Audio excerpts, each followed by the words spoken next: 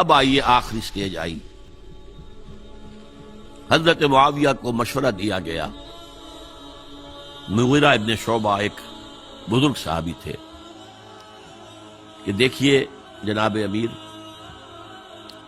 مسلمانوں میں اختلاف ہوا، 4.5 سال 5 سال خانہ جنگی رہی. اب اگر پھر معاملہ آپ کے انتقال کے بعد ایسے ہی چھوٹ گیا تو اختلافات ہوں گے، جھگڑے ہوں گے، مختلف دعوے دار سامنے آئیں گے، جنگیں ہوں گی، پھر دوبارہ جو ہے فساد ہو جائے. آپ کسی کو نامزد کر دیجیے. اور پھر مشورہ دیا اپنے بیٹے یزید کو نامزد کر دیجیے. حضرت معاویہ ریلیکٹنٹ رہے، لیکن اس کے بعد انہوں نے مان لیا اور فیصلہ کر لیا. یہاں میں چاہتا ہوں کہ بات سمجھ لیں اچھی طرح. اس معاملے میں اگر آپ حضرت معاویہ کی نیت پر شک کریں گے تو مجھے آپ کے ایمان پر شک ہو جائے گا. نیت پر نہیں، غلطی ہو سکتی. صحابی ہیں، نیت غلط نہیں تھی. نیت کیا تھی؟ اور میں سمجھتا ہوں 100% درست تھی کہ اب اتنا پانی گزر چکا ہے پل کے نیچے سے وقت کے دریا میں کہ بارے صحابہ سب رخصت ہو چکے. اب اکثریت 9 مسلموں کی ہے، عصبیتیں بھی ہیں، قبائلی عصبیتیں ختم تو نہیں ہوئی. لہذا جب تک کوئی قبائلی عصبیت پیچھے نہیں ہوگی حکومت کے، حکومت نہیں چل سکے گی. یہ ابن خلدون کا لفظ ہے، عصبیت، کوئی چیز جو جوڑے آپ کو. تو دینی عصبیت اب کمزور پڑ گئی ہے، اس لیے کہ حضور نے جن کو تربیت دی تھی وہ ہم گئے، اکثر و بیشتر گئے.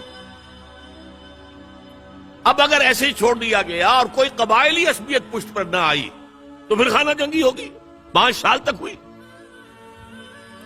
اس بنا پر انہوں نے اسے صحیح سمجھا. آپ اختلاف کر سکتے ہیں، صحابہ کی رائے سے اختلاف ہو سکتا ہے، لیکن آپ ان کی نیت پر شک نہیں کر سکتے. بہرحال واقعہ کیا ہے تاریخی اعتبار سے کہ یہ 10ویں سال میں نامزد کر دیا یزید کو اپنے بعد خلیفہ کے لیے، ولی عہد. اس وقت تقریباً سب نے بات مان لی سوائے 5 افراد کے. وہ 5 افراد بہت اہم تھے، بہت اہم. ابو بکر اہم ترین آدمی تھے، ان کے بیٹے عبد الرحمن ابن ابو بکر. عمر نمبر 2 تھے، عبداللہ ابن عمر. زبیر عبداللہ ابن زبیر. عباس عبداللہ ابن عباس. اور حسین ابن علی. حضرت حسن کا انتقال ہو گیا. اہل تشیع کا کہنا یہ کہ زہر دیا گیا، واللہ اعلم، میں کچھ نہیں کہہ سکتا. میں کوئی تاریخ کا محقق اس معنی میں نہیں، میں موٹی موٹی باتیں جانتا ہوں. بہرحال انتقال ہو گیا. 5 آدمیوں نے نہیں مانا. لیکن دیکھیے یہ تھی تدبر کی بات حضرت امیر معاویہ کی. کوئی دباؤ نہیں ڈالا، کوئی جبر نہیں کیا، کوئی کسی کو نقصان نہیں پہنچایا کہ نہیں مان رہے تو یہ کر دیں. نہیں، دیکھیں گے جب وقت آئے گا. جب وقت آیا حضرت معاویہ کے انتقال کے بعد، اب ایک صاحب جا چکے تھے، حضرت عبد الرحمن ابن ابی بکر فوت ہو چکے، اب 4 رہ گئے. 3 عبادلہ، عبداللہ ابن عمر، عبداللہ ابن عباس، عبداللہ ابن زبیر، ایک حسین ابن علی رضی اللہ تعالی عنہم اجمعین. جب بیعت ہو گئی یزید کی تو اب ان کے درمیان اختلاف ہوا. یہ بات اچھی طرح سمجھ لیجئے. تاریخی حقائق، موٹے حقائق کو چھوڑ کر باریکیوں میں جب پڑھتے ہیں تو معاملہ غلط ہو جاتا ہے. موٹے حقائق کو سمجھیں. جیسے کہتے ہیں میکرو اکنامکس اور مائکرو اکنامکس. میکرو ہسٹری جو 2 ایک طرف ہو گئے، 2 ایک طرف ہو گئے. عبداللہ ابن عباس کی رائے ہوئی کہ اگرچہ یہ غلط کام ہوا ہے، یہ قیصر و کسریٰ کی سنت پر عمل ہو رہا ہے، لیکن یہ ایسی بڑی بات نہیں ہے کہ خون ریزی شروع کر دی جائے اور امن و امان ختم ہو جائے. یہی بات عبداللہ ابن عمر کی ہو گئی. یہ 2 تو ایک جا ہو گئے. مصلحت کہہ لیں، جو بھی سمجھے، لیکن نیت پر حملہ نہیں کر سکیں گے آپ۔ دیانتاً انہوں نے یہ سمجھا کہ اب جب کہ ہو گیا معاملہ تو ٹھیک ہے۔ حرام مطلق تو کہیں نہیں لکھا ہوا قرآن کے اندر کہ بیٹا نہیں ہو سکتا، کہیں نہیں لکھا ہوا۔ بہرحال ان دو کی رائے یہ ہوئی کہ اگرچہ کام غلط ہے لیکن اتنا غلط نہیں ہے کہ اس کو چیلنج کیا جائے اور اس سے جو ہے خانہ جنگی شروع ہو جائے اور فساد شروع ہو جائے۔ دو کی رائے یہ ہوئی کہ نہیں، we have to challenge it come what may. Abdullah ابن زبیر، حسین ابن علی رضی اللہ تعالی عنہما یا عنہم، تو یہ دو علیحدہ، ان دو میں اب اختلاف ہوا۔ عبداللہ ابن زبیر کی رائے یہ تھی کہ یہی مقیم رہو مکے میں، حجاز میں، مکے اور مدینے میں، یہاں سے ریزسٹنس موومنٹ ہم شروع کریں، کیونکہ یزید کی خلافت تو دمشق میں تھی، بہت دور۔ حضرت حسین کو خطوط آ رہے تھے کوفے سے، کوفہ حضرت علی کا صدر مقام رہا تھا، اور جن سبائیوں نے فتنہ پیدا کیا تھا حضرت عثمان کے خلاف وہ بھی وہیں آباد تھے۔ انہوں نے خطوط کا تاغا باندھ دیا، آپ آئیے ہم آپ سے بیعت کریں گے اور کھڑے ہوں گے اور مقابلہ کریں گے اور اس یزید کی حکومت ختم کریں گے۔ ڈاک کے تھیلے بھرے ہوئے۔ حضرت حسین نے فیصلہ کیا کوفے جانے کا، بہت روکا۔ عبداللہ ابن عباس بہت ان سے بزرگ تھے عمر میں، اور ویسے بھی ایک اعتبار سے نانا تھے، ایک اعتبار سے پردادا تھے۔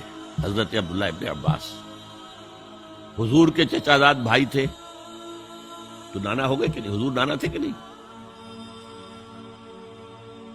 اور حضور کے چچا تھے حضرت عباس، ان کے بیٹے ہیں۔ تو اس اعتبار سے حضرت علی رضی اللہ تعالیٰ عنہ کے کیا ہو گئے؟ چچا۔ بہرحال میں کچھ گڑبڑ کر رہا ہوں اس وقت۔ وہ دوڑتے جا رہے تھے کہ حسین خدا کے لیے مت جاؤ، خدا کے لیے مت جاؤ، یہ کوفی تمہارا ساتھ نہیں دیں گے، الکوفی لا یوفی، کوفی وفا نہیں کرتا وعدہ، اور خدا کے لیے اگر جانا ہے اپنے گھر والوں کو یہاں چھوڑ دو۔ بس حضرت حسین پر رضی اللہ تعالی عنہ جو ایک کیفیت تھی، انہوں نے سب باتوں کو نظر انداز کیا۔ وہاں ہزاروں لوگوں نے مسلم بن عقیل جو حضرت حسین کے نمائندے کی حیثیت سے پہلے گئے تھے، ان کے ہاتھوں پر بیعت کیا، وہ خطوط آ رہے تو اور بھی بات پختہ ہو گئی۔ ابھی راستے ہی میں تھے کہ پتہ چلا کہ ابن سیاد گورنر بن کر آیا ہے، اور اس نے جو وہاں پر تشدد کیا ہے اور ڈنڈا برسایا ہے، سب بیعت توڑ کے گھروں میں چھپ گئے، اور مسلم بن عقیل جو ہیں وہ بے یار و مددگار شہید بھی کر دیے گئے۔ حضرت حسین نے ارادہ کیا کہ واپس ہو جائے مدینے۔ اب مسلم بن عقیل کے بیٹے جو ہیں، وہ عرب کی ایک غیرت ہے، ایک آنر جسے آج کل کہتے ہیں، ہم اپنے باپ کا بدلہ لیے بغیر نہیں جائیں گے۔ اور حضرت حسین کی شرافت اور مروت، یہ لوگ میرے ساتھ آئے تھے نا، میرا ساتھ دے رہے تھے، اب میں ان کا ساتھ کیسے چھوڑوں؟ بہرحال وہ حادثہ فاجعہ ہو کر رہا، اور اس میں سب سے بڑا سبب جو بنا ہے وہ میں چاہتا ہوں جس کی طرف کسی کی نگاہ نہیں گئی۔ افسوس یہ ہے کہ میرا اس پر جو کتابچہ ہے سانحہ کربلا وہ آؤٹ آف پرنٹ تھا، کوشش تھی کہ آج یہاں وہ پیش کیا جاتا، مختصر ترین، لیکن آپ دیکھیں گے کہ کلیئر ہو جاتی ہے ہسٹری۔ دو کتابچے ہیں، شہید مظلوم، میرے نزدیک مظلوم ترین شہید حضرت عثمان رضی اللہ تعالی عنہ، اور سانحہ کربلا، بہت بڑا سانحہ، اس میں کوئی شک نہیں۔ حضرت حسین کے صبر اور مثابرت اور استقلال اور شجاعت یہ مثالی ہے تاریخ کے اندر۔ اپنے سامنے جو ہے اپنے ایک ایک کر کے چراغ گل ہو رہے ہیں، خاندان سارا ختم ہو رہا، شیرخوار بچے شہید ہو رہے۔ وہ تو ایک بچہ بیمار تھا، حضرت علی بن حسین زین العابدین رحمت اللہ علیہ، وہ بچا ہے، لیکن اصل میں شرافت اور مروت جو ہے وہ بسا اوقات اپنی شرافت کی وجہ سے مار کھا جاتی ہے۔ حضرت حسین سے میرے نزدیک یہ ایک اسٹریٹجک مسٹیک ہوئی کہ جب کوفیوں کا لشکر سامنے تھا تو وہاں کھڑے ہو کر ایک ایک کا نام لے گا، فلاں ابن فلاں، کیا تم نے مجھے خط نہیں لکھا تھا؟ اے فلاں ابن فلاں، کیا تم نے مجھے خط نہیں لکھا تھا؟ سب کے راز فاش کر رہے ہیں، اور دیکھو یہ میرے پاس یہ تھیلے بھرے ہوئے تمہارے خطوں کے موجود ہیں، تم نے مجھے بلایا اور میں آیا۔ یہ بات تھی جس کی بنا پر اب ان کے لیے کوئی چارہ نہیں تھا کہ انہیں شہید کر دیں، ورنہ تو یہ ہمارا بھانڈا پھوڑ دیں گے جا کر یزید کے پاس، تو ہماری کھالیں کھنچ جائیں گی۔ یہی وجہ ہے کہ حضرت حسین نے 3 آفرز کی، مجھے واپس مدینے جانے دو، نہیں، مجھے یزید کے پاس جانے دو، نہیں، مجھے کہیں اسلامی سرحد پر بھیج دو، میں وہاں پر کافروں سے جنگ کرتے ہوئے زندگی ختم کر لوں گا، نہیں، ہیئر اینڈ ناؤ بیٹھ کرو۔ یہ حضرت حسین کی شرافت، غیرت، حمیت، مروت اس کے خلاف تھا، لہذا انہیں شہید کیا گیا، اور پھر خیموں کو آگ لگائی گئی۔ یہ نوٹ کیجیے کیوں لگائی گئی۔ اگر تو یہ غصے اور انتقام میں اور وینجینس میں ہوتا تو حضرت علی بن حسین زین العابدین کو بھی شہید کرنا چاہیے تھا، نہیں کی۔ اگر یہ اس طرح کا معاملہ ہوتا تو خواتین کی بے حرمتی ہوتی، نہیں ہوئی۔ یہ خیمے کیوں جلائے؟ تاکہ وہ جو ایویڈنس ہے وہ ختم ہو جائے، ہمارے خلاف یہ جو ڈاکومنٹری پروف لیے پھر رہے ہیں، خیمے جلیں گے اور یہ تھیلے بھی جل جائیں گے اور یہ خطوط بھی جل جائیں گے اور ہم بچ جائیں گے۔ یہ ہے میرا تجزیہ۔ بہرحال اس میں کوئی شک نہیں کہ تاریخ انسانی کے عظیم حوادث میں سے وہ ہے، اور میرے نزدیک حضرت حسین رضی اللہ تعالیٰ عنہ کا اختلاف کر سکتا ہے، جو چاہے کرے، حضرت حسین سے اختلاف کرے اور اتفاق کرے حضرت عبداللہ ابن عمر، عبداللہ ابن عباس کے ساتھ، تب بھی ٹھیک ہے، اور اگر حضرت عبداللہ ابن عباس اور عبداللہ ابن عمر سے اتفاق کرے اور حضرت حسین ان سے اختلاف کرے، تب بھی شک ہے۔ معصوم کوئی نہیں، ہمارے نزدیک معصومیت خاصہ نبوت ہے، نبوت ختم ہوئی حضور پر، معصومیت ختم ہوئی۔ غلطی ہر ایک سے ہو سکتی ہے اور آپ رائے رکھ سکتے ہیں، لیکن کسی صحابی کی نیت پر حملہ نہیں کریں گے۔ صحابی کی نیت پر حملے کا مطلب کیا ہے کہ محمد صلی اللہ علیہ وسلم تزکیہ نفس نہیں کر پائے، یہ ریفلیکٹ کرے گی حضور کی اس پوری کی پوری جد و جہد پر کہ شخصیت سازی نہیں کر پائے محمد صلی اللہ علیہ وسلم، نہیں، معاذ اللہ ثم معاذ اللہ ثم معاذ اللہ۔ بہرحال یہ ہے تاریخ کے اعتبار سے ہمارے ہاں جو عظیم ترین